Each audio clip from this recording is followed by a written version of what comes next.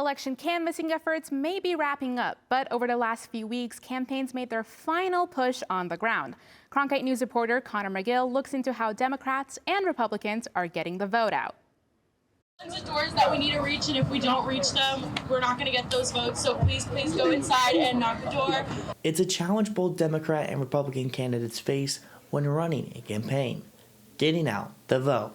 The number one way to break through the noise is a conversation on the doors. According to OH Predictive Insights, all of the major races are close in Arizona, which is why leading statewide organizing director for Mission for Arizona, Lorenzo Ramirez, says face-to-face conversation with voters is important. I think in a state that's this diverse is not enough just to focus on one constituency, right? Like, we have to be focused on every part of the state, every single constituency across multiple languages, multiple demographics, right? Both parties have had hundreds of canvassers out over the past month, making sure they make a connection with voters. Canvassing is incredibly important. We find that it has a huge impact on getting voters to actually go and vote.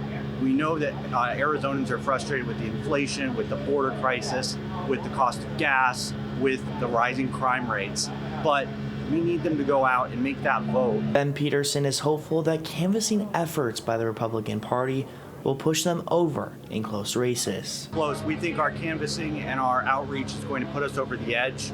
We've contacted over 2.5 million voters in Arizona so far.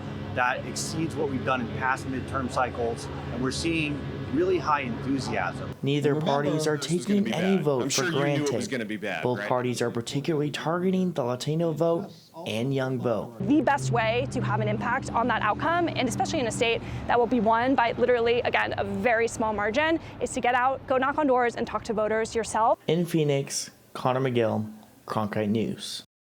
Democrats and Republicans are having rallies throughout the day to energize voters. Don't be surprised if you hear a knock on your door as campaigns gear for tomorrow.